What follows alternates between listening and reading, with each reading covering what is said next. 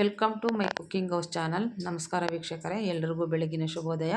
ನೀವೆಲ್ಲ ಹೇಗಿದ್ದೀರಾ? ನೀವೆಲ್ಲ ಚೆನ್ನಾಗಿದ್ದೀರಾ ಅಂತ ಭಾವಿಸ್ತಾ ನಾನು ಸಹ ತುಂಬ ಚೆನ್ನಾಗಿದ್ದೀನಿ.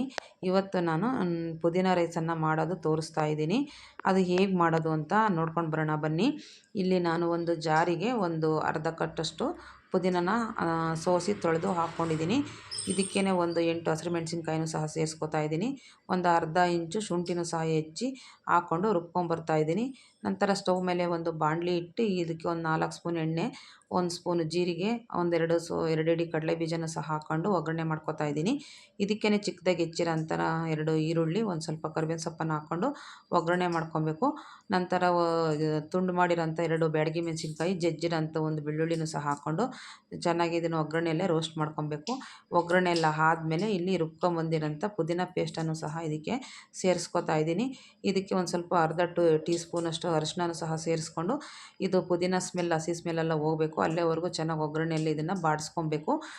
ಚೆನ್ನಾಗಿ ಬಾಡಿಸ್ಕೊಂಡಾದಮೇಲೆ ಕೊನೆಯದಾಗಿ ಇದಕ್ಕೆ ರುಚಿಗೆ ತಕ್ಕಷ್ಟು ಉಪ್ಪನ್ನು ಸಹ ಸೇರಿಸ್ಕೊಂಡು ನೀವು ಸ್ಟವನ್ನು ಆಫ್ ಮಾಡ್ಕೊಂಬಿಡಿ.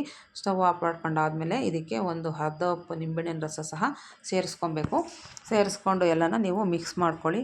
ಮಿಕ್ಸ್ ಮಾಡ್ಕೊಂಡು ಅನ್ನ ಮಾಡಿರ್ತೀರಲ್ಲ, ಅನ್ನಕ್ಕೆ ಕಲಿಸ್ಕೊಂಡ್ಬಿಟ್ಟು ಸರ್ವ್ ಮಾಡಿ. ತುಂಬ ರುಚಿಯಾಗಿರುತ್ತೆ ಪುದೀನ ರೈಸು. ನೀವು ಒಂದು ಸತಿ ಮನೇಲಿ ಟ್ರೈ ಮಾಡಿ ನೋಡಿ.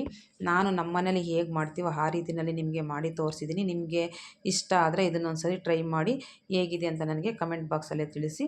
ಹಾಗೆ ನನ್ನ ಚಾನಲ್ಗೆ ಯಾರ್ಯಾರು ಸಬ್ಸ್ಕ್ರೈಬ್ ಆಗದೆ ನೋಡ್ತಾ ಇದ್ದೀರೋ ಅವರೆಲ್ಲ ನನ್ನ ಚಾನಲ್ಗೆ ಸಬ್ಸ್ಕ್ರೈಬ್ ಆಗಿ ನನ್ನ ವೀಡಿಯೋಗಳಿಗೆ ಲೈಕ್ ಮಾಡಿ, ಶೇರ್ ಮಾಡಿ, ಸಪೋರ್ಟ್ ಮಾಡಿ ಅಂತ ಹೇಳ್ತಾ, ನೀವು ಸಬ್ಸ್ಕ್ರೈಬ್ ಮಾಡ್ಕೊಂಡು ನೋಡಿದರೆ ನಾನು ಹಾಕೋಂಥ ವೀಡಿಯೋಗಳು ಫಸ್ಟು ನೀವೇ ನೋಡ್ಬೋದು. ಹಾಗಾಗಿ ಸಬ್ಸ್ಕ್ರೈಬ್ ಮಾಡ್ಕೊಂಡು ನೋಡಿ. ನನ್ನ ಚಾನಲ್ಗೆ ಯಾರ್ಯಾರು ಸಬ್ಸ್ಕ್ರೈಬ್ ಆಗಿದ್ದೀರೋ ಅವರೆಲ್ಲರಿಗೂ ಧನ್ಯವಾದ ತಿಳಿಸ್ತಾ ಇದ್ದೀನಿ. ನೀವೊಂದು ಸತಿ ಮನೇಲಿ ಈ ರೈಸ್ನ ಮಾಡಿ ನೋಡಿ.